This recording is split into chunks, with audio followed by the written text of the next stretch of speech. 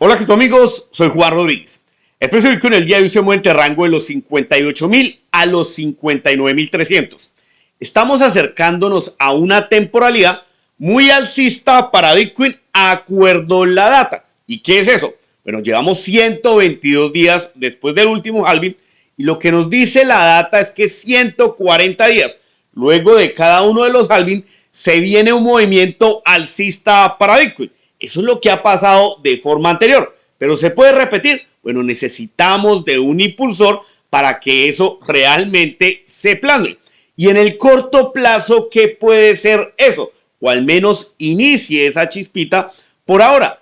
Y eso tiene que ver con la reducción en el costo del dinero en los Estados Unidos. Y esta semana vienen dos aspectos importantes respecto a eso. Ya se los voy a explicar en profundidad. A ello tenemos que agregarle que sí, en el corto plazo los Estados Unidos han venido vendiendo Bitcoin, pero ya les voy a explicar cómo van esas ventas y cuántos Bitcoin les quedarían por vender. Y ojo con los datos con los que cierro en torno a estadística. Entonces, el gráfico semanal del precio de Bitcoin nos muestra cómo esta semana que cerraba ayer, pues lo ha hecho muy cerca de la zona de los $59,000 nuevamente. Y digo nuevamente porque ya recordarán que el anterior pues teníamos movimientos bastante volátiles, nos dejó ver precios abajo de los 50,000 y arriba de los 62,000, pero también cerró en esta zona cercana a los $59,000. ¿Qué se esperaría en el precio de Bitcoin para esta semana? Que ya empiece a reaccionar con mayor fuerza en recuperación.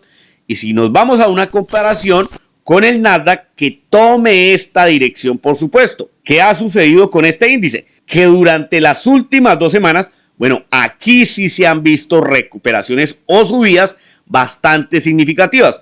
Esta semana veremos cómo va, pero también se esperaría que fuese positiva y más a medida que nos acerquemos al día viernes, ya vamos a hablar del por qué. Pero vayamos primero a la estadística. ¿Qué datos tenemos claves? Lo que están viendo en azul, el precio de Bitcoin desde 2016 hasta la actualidad y con las líneas verticales blancas cada vez que ha ocurrido un halving de Bitcoin. Que vemos que por lo general, una vez ocurren los halving, bueno, Bitcoin suele lateralizar, tener algunos movimientos alcistas o bajistas y después de eso, de que sale de esos recuadros naranja, bueno, ahí sí se viene la mayor apreciación en Bitcoin. La historia nos dice que primero pasan 140 días. ¿Qué ocurre? Estamos en el día 122 después del halving, a menos de 20 días de completar este número. La historia no se tiene que repetir de la misma manera, pero ojo que en el corto plazo vienen algunos detonantes significativos al alza. Sé que en el corto plazo han habido cosas bajistas para Bitcoin, que las ha navegado muy bien y nos sigue sosteniendo muy cerca de la zona de los 60,000, que para mí o un inversor de mediano plazo no es malo. Pero ojo, que lo que nos está mostrando la estadística es que, por ejemplo, en el 2016, después de esos 140 días, el precio de Bitcoin se incrementó un 2.600%. En el halving de 2020, después de esos 140 días, el precio se incrementó un 549%. Se esperaría que este incremento que se viene sea el menor porcentaje, obviamente, a los dos anteriores y notoriamente, pero que sí se dé de forma significativa. Este otro gráfico me permite contextualizarles lo que estoy tratando de explicar de mejor forma y el punto importante donde nos encontramos en materia de precio, acuerdo a los ciclos. Lo que observamos aquí con la línea verde es el precio de Bitcoin luego del halving de mayo de 2020. Claro, como observamos, una lateralización importante de 140 días y después de ello, a finales de ese año 2020, el precio de Bitcoin empezó a incrementarse de forma significativa, de la zona de los $10,000 arriba de los 60,000.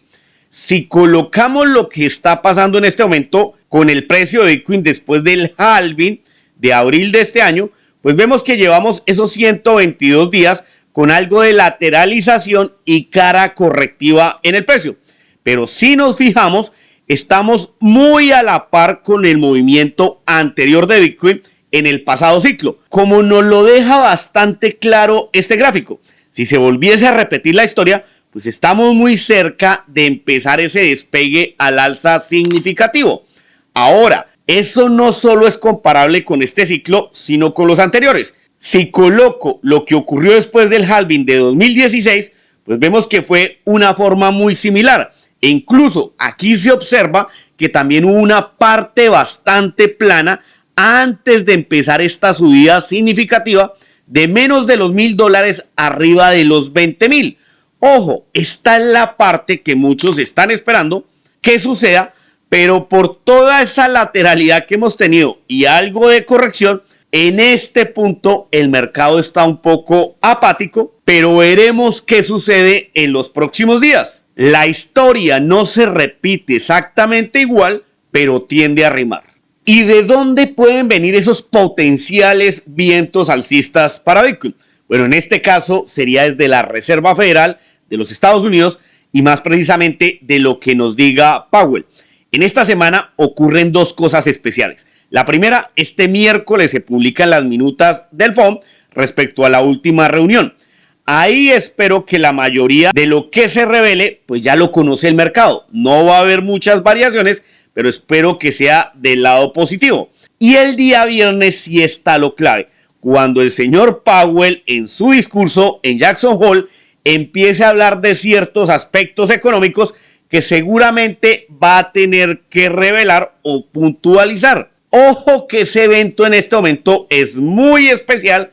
Tanto los candidatos presidenciales como banqueros y economistas lo están esperando. Mercados accionarios, Bitcoin y las criptomonedas se van a mover mucho en relación a eso. Y ojo, que esos dos eventos van a hacer mover estas estadísticas. Fíjese que el día de hoy, para la reunión del FOMC del 18 de septiembre, las expectativas o lo que esperan los inversionistas es que se reduzca el costo del dinero, y eso lo hace un 77.5% de ellos. Si este número sube después del pronunciamiento del viernes, ojo que ya sabemos que esto será alcista. Si este número se reduce, pues será bajista. Lo mismo para las reuniones del 7 de noviembre. En este momento se espera que se vuelva a reducir el costo del dinero y eso lo hace en un 60.5%. Si luego del viernes esto se empieza a incrementar, que es lo que yo esperaría, pues va a colocar un acelerador en la recuperación del Nasdaq, pero también va a sacarnos de esta zona tediosa que para algunos representa que Bitcoin se encuentre en rango. Por otro lado, en el último video hablábamos que el lado bajista lo estaba aportando en este momento las ventas de Bitcoin por Estados Unidos, que el jueves movía más de 10,000 Bitcoin. Bueno, esos Bitcoin ya se han terminado de distribuir precisamente el día de hoy a Coinbase, incluso el ETF de Fidelity y otros intercambios OTC. Como dicen acá, casi la totalidad de esos 10,000 Bitcoin se han ido. Pero para dimensionar esto un poco más, porque muchas personas esperan que vendan los 200,000 Bitcoin que custodia Estados Unidos en el corto plazo, pues eso no va a pasar. Y entonces lo aclaro. ¿Qué ocurre? Esta historia viene desde el año pasado, cuando en el caso de Ulrich, de Silk Road, entre comillas, pues el gobierno estadounidense determinó que iba a vender 51,351 Bitcoin. Claro, efectivamente el año pasado se vendieron 9,861 en marzo y de allí anunciaron que el resto lo iban a vender en otras 4 tandas. Bueno, ¿qué ha pasado? Que de ese saldo quedaban 41,490 Bitcoin y pues como vemos, durante este año se han movido o se han vendido 15,940 Bitcoin. Acuerdo a la matemática, eso nos llevaría a decir que aún al gobierno de Estados Unidos le quedan un poco más de 20,000 Bitcoin por vender de estos 51,000 Bitcoin que gestionaban. Eso seguramente lo hagan en otras 2 o 3 tandas alrededor de este año o veremos si tal vez en 2025. Pero en el corto plazo esperaría que este lado bajista ya se haya disuelto y la otra venta se realice en unos meses. Y cierro el video con un par de datos. En medio de todo este ruido, el indicador de miedo y de codicia cripto pues se sitúa en la parte del miedo. Pero mientras eso ocurre, lo que vemos es que los inversores a través de los ETF siguen acumulando. En este caso, los fondos de cobertura del top 25 de los fondos más grandes de cobertura en los Estados Unidos, el 60% ya tiene exposición a Bitcoin. En números verdes, la cantidad que gestionan durante lo que va del año, y aquí a la derecha lo que agregaron durante el segundo trimestre. No son solo ellos, sino que también aquellos asesores de inversión en los Estados Unidos del top 25, pues también en este momento tienen esa exposición a Bitcoin. Y en conclusión, pues esa exposición para los fondos de cobertura se ha incrementado en un 46% en el segundo trimestre y en un 18% para los asesores de inversiones. Otro dato no menos importante a replicarles es que sabemos que casi el 20% de los estadounidenses tienen exposición a las criptomonedas. Bueno, ha salido un estudio de Coinbase que nos dice que el 25% de los jóvenes americanos son propietarios de alguna criptomoneda, aquellos que están entre los 18 y 34 años. Ese estudio es este y se los dejo en la descripción del video. ¿Qué es lo relevante? Que ese estudio habla que los jóvenes pueden decidir o influenciar mucho para quién va a ser el próximo presidente en los Estados Unidos.